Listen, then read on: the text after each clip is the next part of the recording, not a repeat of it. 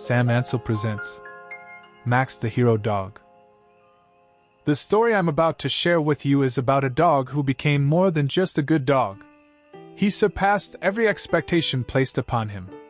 Through his deep sense of justice and awareness of his role, he earned a place of true relevance, one no other dog around him had ever reached. He held together bonds of trust and hierarchy, not only with his fellow dogs, but with the humans who came to respect him deeply. His legacy lived far beyond what anyone could have imagined, lifting up those who had failed, restoring dignity where it had been lost, and strengthening the bonds with those who shared his quiet mission. I invite you to listen to this story, as if an old friend, one you've known longer than you realize, was right beside you, gently telling you something soft, beautiful, and unforgettable. Chapter 1. Born in the dust, raised by fire. I don't remember the first light I saw, but I do remember the warmth of my mother's chest, and the smell of dust. That was my beginning. I was born in the corner of a crowded kennel, where the earth was dry, and the sky was only visible through little slits in the tin roof. But there, in the shadows, our world was alive. Barking, whimpering, sleeping, breathing, we were a pack, even before we understood the word. My mother wasn't soft, but she was sacred. She carried something in her eyes that even the strongest males avoided. Not fear. Respect. She had raised litters before, but this one, mine, was different. When a female dog got pregnant, the humans gave her more. More food. More water. More space. A shady spot under the slanted part of the roof. It wasn't affection. It was strategy. A healthy mother meant healthy pups. But not all dogs honored that. Some bigger ones would sneak into our corner, noses twitching, drawn by the smell of meat and milk.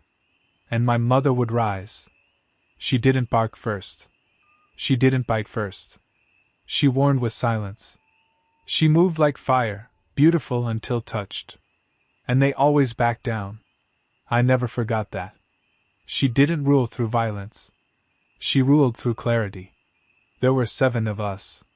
Tiny, tumbling things, born into a yard of chaos. And me?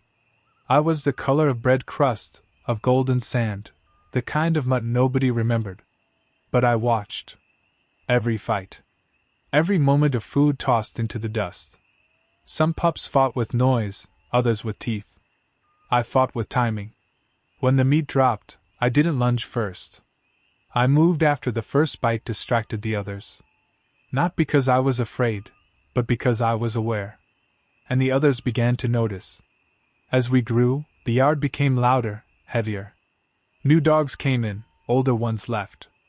Some dogs bit too hard when playing. Others barked all night just to hear themselves echo. And I started correcting. At first it was a growl. Then a pin.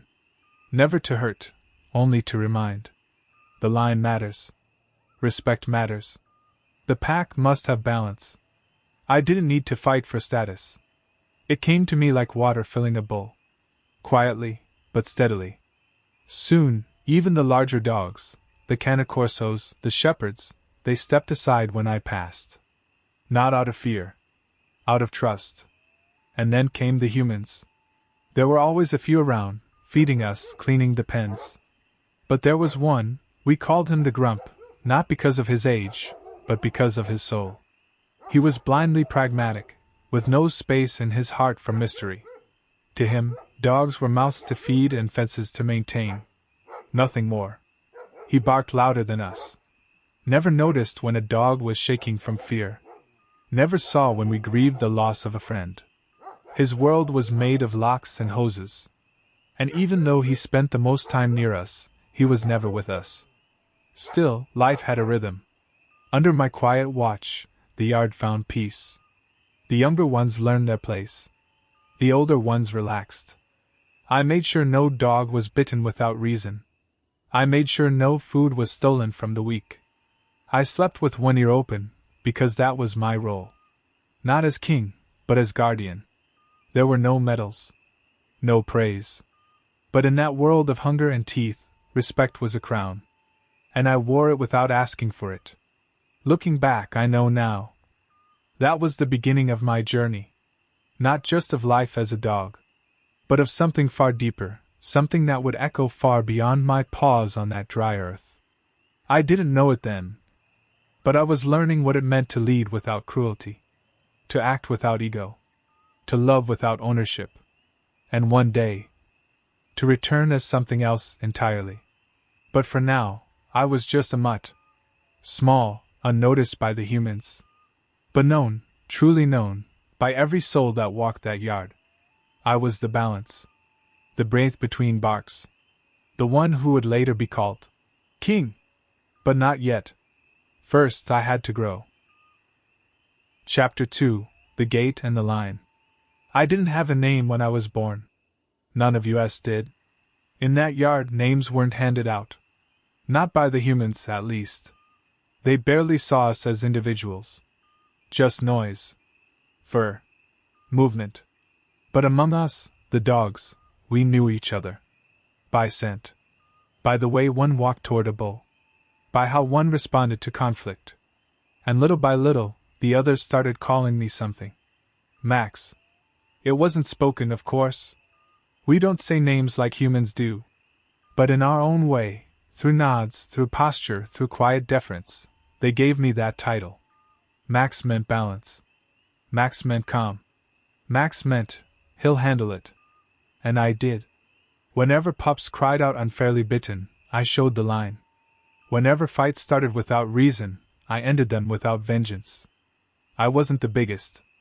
I wasn't loud. But I was the one they listened to. Until they opened the gate. He came out quiet. Too quiet. Like silence with teeth. He had been locked away for over a year, after hurting several dogs and showing no remorse. They let him out because the place was overcrowded. But the yard was never the same. He didn't need to growl. His presence did the damage. The dogs who had never liked me, the envious, the bitter, the restless, drifted to him. A new pack began forming, loyal not to respect, but to power. They woke dogs up by biting their ears. They stole food from the small and smiled with their teeth. They didn't correct bad behavior. They thrived in it. And that's when it happened. The yard split. 2 packs. 2 philosophies. 2 laws. One side believed in justice. The other in force. And above all this, were the humans. The man who had been in charge for as long as I could remember was cold. Hard. Shouting at fences instead of seeing what happened behind them. His name was Curtis. But among us? We never called him that. We just called him the Closed One. Because he never opened himself to us. He didn't speak to any dog, not even to give a name. He didn't want to know who we were, only whether we obeyed or not. He didn't love. He managed. Then one morning, a new scent entered the yard. Soft. Warm. Present. A younger man, quiet in the way real power always is. He walked like he didn't need to own the space, just understand it. And without hesitation, without asking anyone, he knelt beside me as I sat near the bull and said, "Hey, Max!" As if he'd heard it echoing already. As if he simply remembered it. He kept saying it, casually, every time he passed. "Morning, Max. You okay, Max? Good boy, Max." And I would lift my head. Not because he called me, but because he saw me. Curtis never saw any of us. He only shouted when someone barked too long. He threw water like it was justice. He was blind. Blind to the lines being drawn. Blind to the pack dividing. Blind to how power had shifted. Because in truth, it already had. Daniel, that was the young man's name, wasn't the boss. But every dog began to see him that way. Even the ones from the other side. And me? I began walking beside him. Not like a pet. Like a partner. There was something about him. A softness that didn't mean weakness. A patience that commanded more than any order. And deep inside me, a feeling began to form. Not a thought. Not yet. Just a wish. a dream I didn't understand. That maybe, one day, I wouldn't just walk beside Daniel. Maybe I would walk with him, live with him, be with him.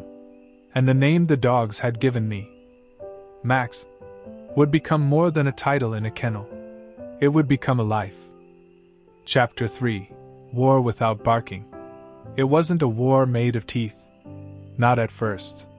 It was a war of silence. A war of glances. Of sleeping with one ear open and stepping carefully through your own yard. They didn't call it war, the humans. They didn't see it. Curtis, especially, didn't see it. He thought all was fine as long as no blood hit the floor. But we knew better. Blood is only the last chapter. War begins long before that. It begins with distrust. And distrust had taken root in the yard. After the gate opened and the brood was released, the split happened quickly. Those who respected peace stayed near me. Those who craved power, who envied the quiet influence I had earned, gathered around him. He never needed to command them. His presence gave them permission. They'd snap without reason. Wake others with bites in the ribs. Bark into sleeping ears. Take from bowls half-eaten, not out of need, but to humiliate. And slowly, the rules dissolved. Each group ate separately. Slept in separate corners. Drank from different buckets. But the line wasn't just among us. It ran through the humans too. Curtis grew harsher. As if he could sense his authority slipping. But he didn't soften to win us back. He yelled more. Kicked at gates harder. Slammed bowls down like we were metal. He didn't see what was breaking. He just hated the sound of it. Daniel, on the other hand, he didn't try to dominate. He observed. He noticed who was trembling. He noticed which bowls were empty too soon. He noticed when the air in the yard felt wrong. He started stepping in more. Calmly. With presence. And the more he did, the more we followed him. Even some of those on the other side began to hesitate. But the brute, the one let loose, didn't hesitate. He grew bolder. He challenged me openly now. Not with attacks. With disregard. He'd walk through my packed space like it was his. Glance at me with empty eyes, as if daring me to stop him. And I didn't move. Not yet. Because I still believed I could hold the yard together with patience. But I was getting tired. The young ones asked me with their eyes, "What do we do, Max?" And I had no answer. Because I was fighting on two fronts. One against the dogs who wanted chaos. And one against the human who didn't even realize he was part of it. Curtis started pushing Daniel around. Not physically. But with tasks. With blame. With looks. Daniel bore it. Quietly. Like I did. Maybe that's why I followed him. We were both tired of holding the line while others kicked at the foundation. There were days I thought about leaving. Not escaping, but withdrawing. Letting the yard collapse on itself and walking into the silence of the far corner. Letting them feel what they were losing. But then, I'd see a pup curled up against a chain-link wall. Eyes half shut, bones showing. And I'd lie beside him. Because even if the world split in half, someone had to show how to stay whole. Chapter 4: The Real Alpha. There was a window of time. A crack in the day. A moment between the shift change, when Curtis was left alone with us. Just 30 minutes. But 30 minutes in the wrong hands can become a storm. That was when he did what the others never saw. Not all at once. Not always physical. But it was in the way he kicked bowls if we barked too long. The way he ignored injured dogs. The way he locked some of us in the wrong pens just to teach a lesson. He was subtle, but not to us. Not to me. Dogs don't forget cruelty. We smell it. We carry it in our ribs. But humans? They needed help to see. So I showed Daniel. Not with barking. Not with claws. With presence. I began following Curtis during that crack of time. I would sit in the center of the yard, alert still, just watching him. And one day, Daniel came in earlier than usual. He stopped at the gate and looked at me. Then at Curtis. He saw enough. He didn't run to management. He didn't accuse. He just started being present during that window. And soon, the ones in charge began to notice. When Daniel was there, the dogs were calm. When Curtis was alone, the energy changed. It was Max who revealed the truth, not by exposing, but by being visible. And once truth is seen, it can't be unseen. Curtis sensed it. And it made him spiral. He started treating Daniel worse. Gave him the dirtiest jobs. Blamed him when supplies were missing. Claimed Daniel was interfering with routines. But no one was buying it anymore. The dogs wouldn't obey Curtis. Not even the loud ones. Not even the aggressive ones. And then it happened. The brute, the dog who led the other side, the one released from the gate, bit Curtis. No warning. No noise. Just a deep, slow bite to the thigh during morning feeding. And what happened next said everything. Curtis didn't just punish the dog. He exploded. He grabbed a pipe. Kicked at fences. Swung at the air. He screamed like the world had betrayed him. And he didn't stop at the brute. He hit bowls. Kicked gates. Yelled at dogs that weren't even near. It was all out now. Everything he'd hidden. All the rage, all the bitterness, all the lack of empathy. The other humans stood frozen.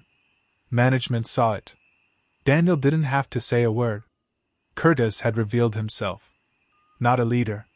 Not a caretaker. Just a man full of control and no connection. And in that moment, Curtis lost everything. Not officially. Not with a letter. But we all knew, dogs and humans alike. His presence no longer meant order. It meant danger. From that day forward, Daniel became the one we looked to. He didn't take the role. It fell on him. Even the brute lowered his eyes when Daniel approached. And I walked behind him. Not to protect him, but to stand with him. For the first time, I saw a human who didn't just work in the kennel. He carried it. He carried us. And something in me began to shift again. For most of my life, I had kept the balance. But now, maybe I could rest. Because someone else had picked up the crown. Not made of metal, but of silence, of presence, of respect. Daniel never called himself Alpha. But the pack had already decided. And I, Max, for the first time, was no longer alone. Chapter 5, When the Grump Fell. Curtis didn't leave with a goodbye. There was no announcement, no farewell. Just a silence that came one morning and never left. After the incident, after the bite, the outburst, the unraveling, he came to work once or twice more. But the air had changed. The dogs wouldn't look at him. The humans wouldn't stand near him. Even the brute who bit him stayed distant, as if ashamed of what he'd once followed. Curtis paced the yard like a ghost.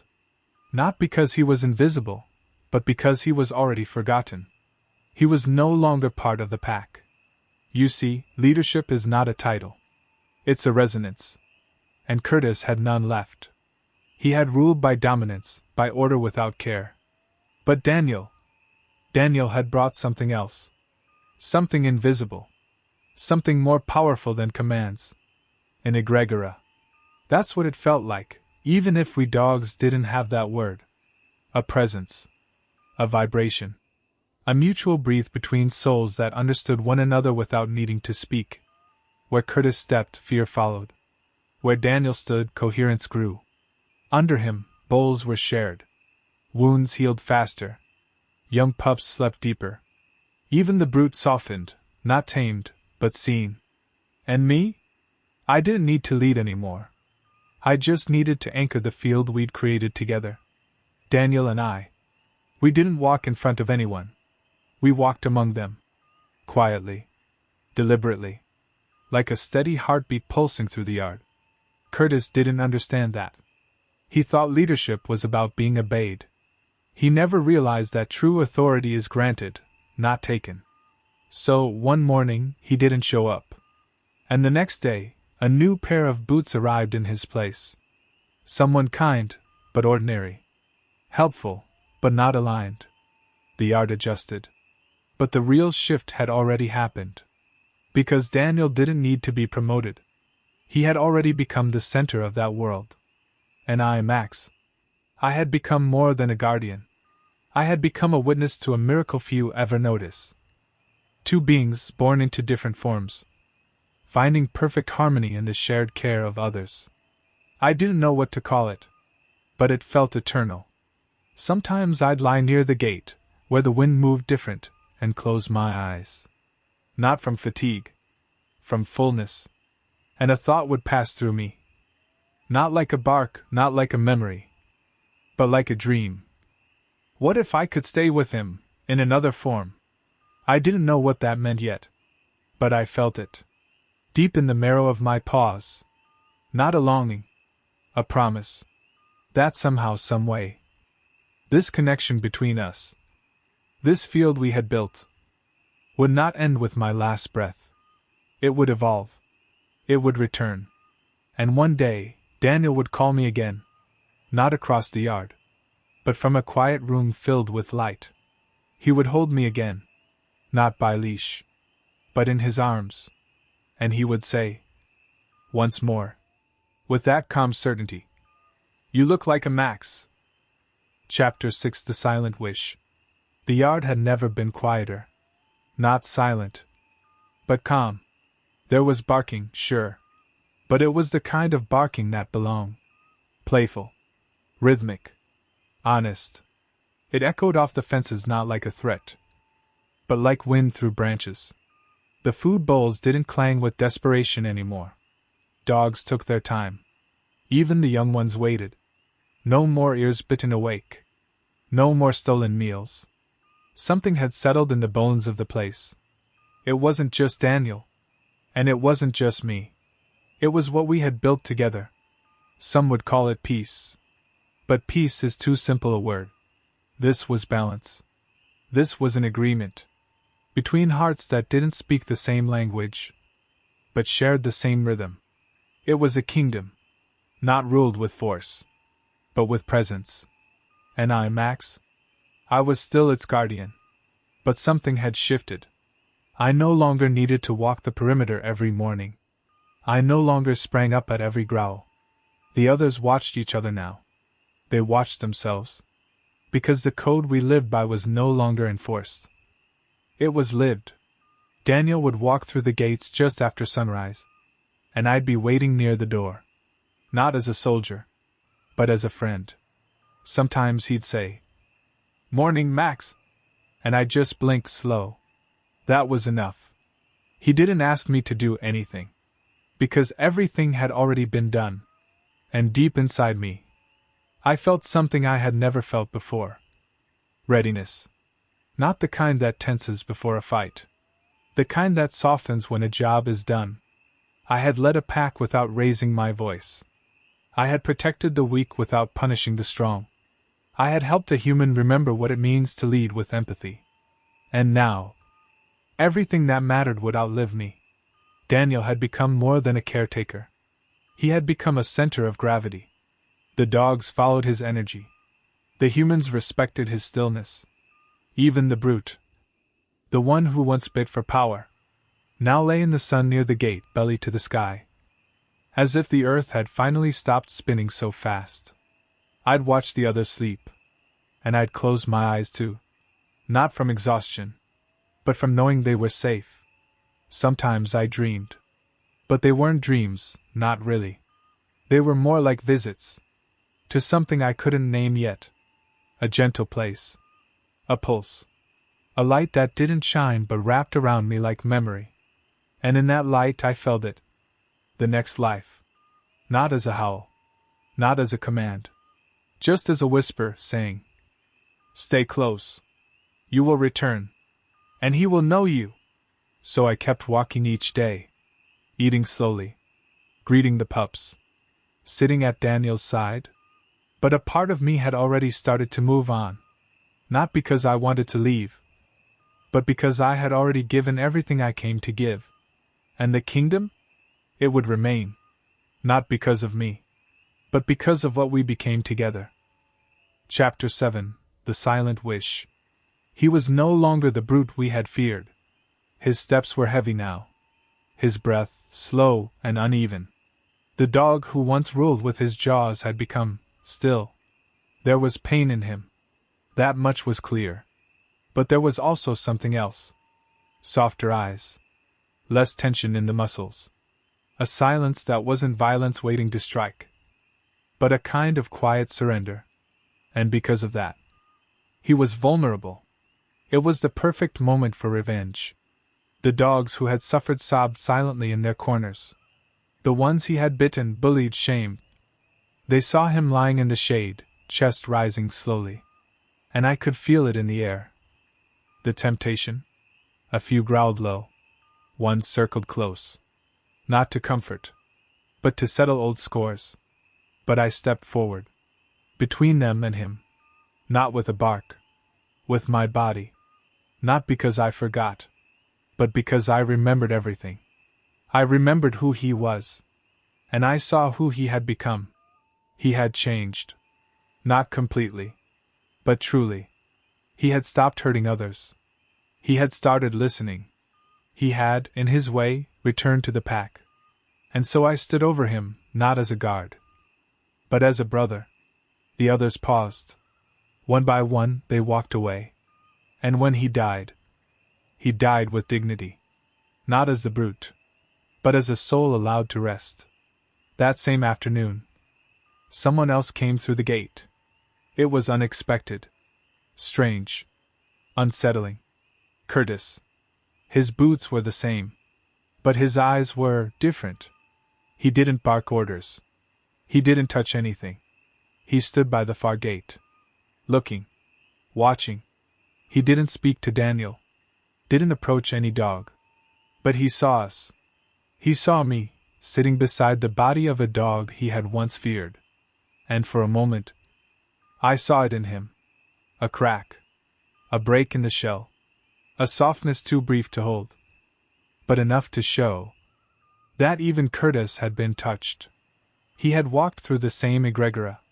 The same field Daniel and I had built day by day. And even if it didn't change him completely, it reached him. Because that's what this was. More than peace. More than leadership. It was a living field of presence. An invisible circle that stretched beyond species. Curtis left without a word. But he was no longer the same man.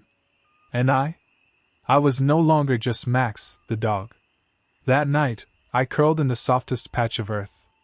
And I felt it.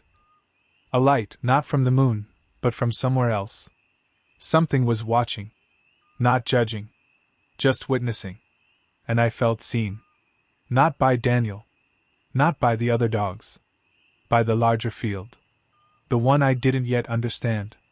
But belonged to. And in that moment, I made no sound. No bark. No cry. Just a silent vibration through my soul. Let me return to him. Let me stay close. Let me become something new. Not just to serve, but to grow. And in the nights that followed, I began to dream. Not of the yard. Not of the past. But of legs that walked upright. Of hands. Of a voice. At first, I thought I was watching someone else. But then I saw the eyes. My own. And I heard it. Not in memory.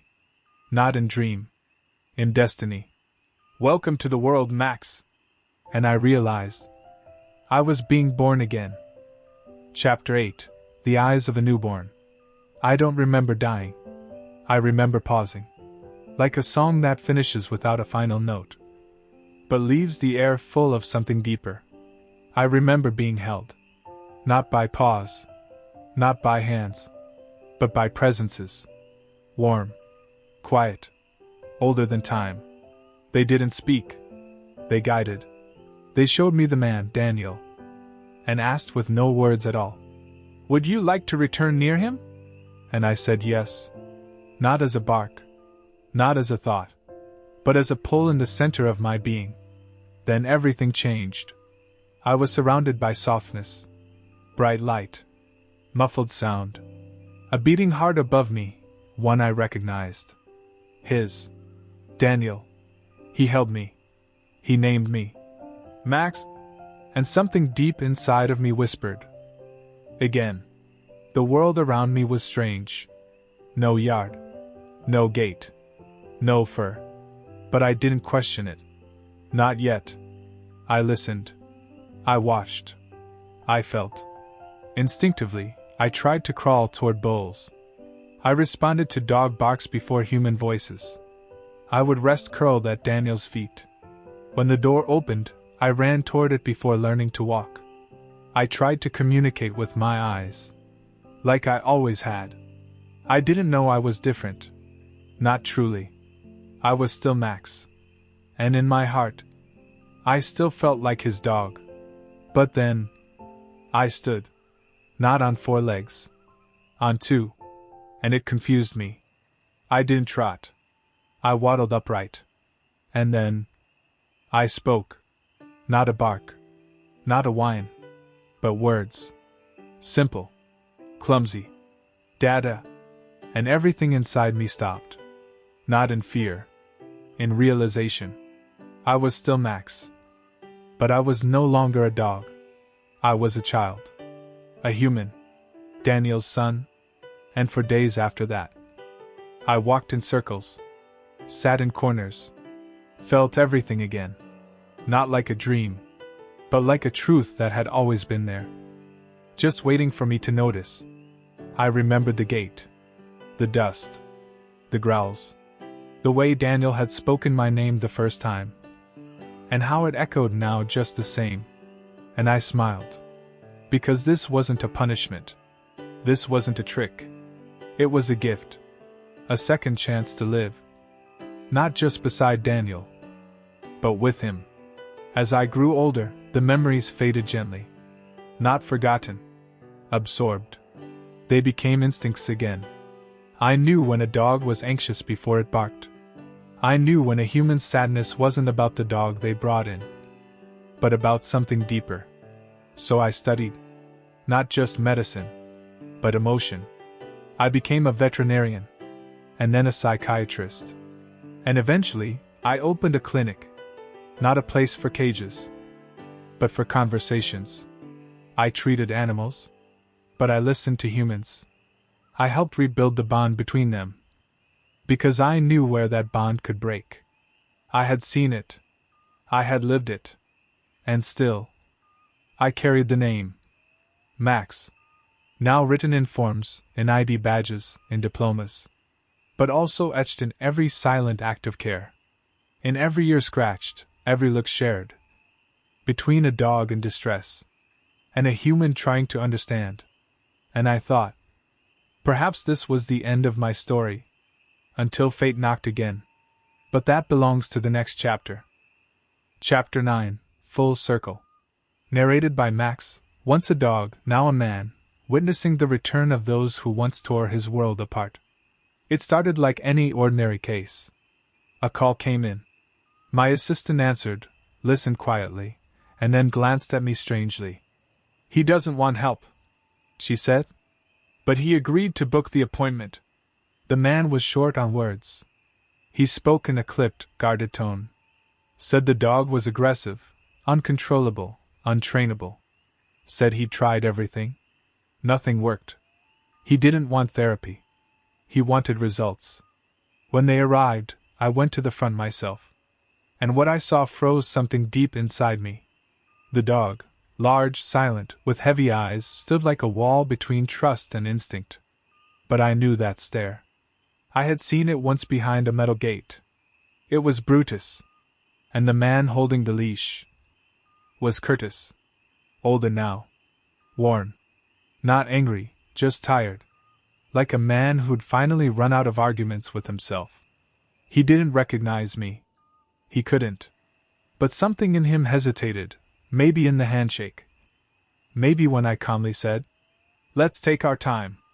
The dog stared at me longer than Curtis did. There was no growl. Just silence. Deep, ancient silence. And I understood.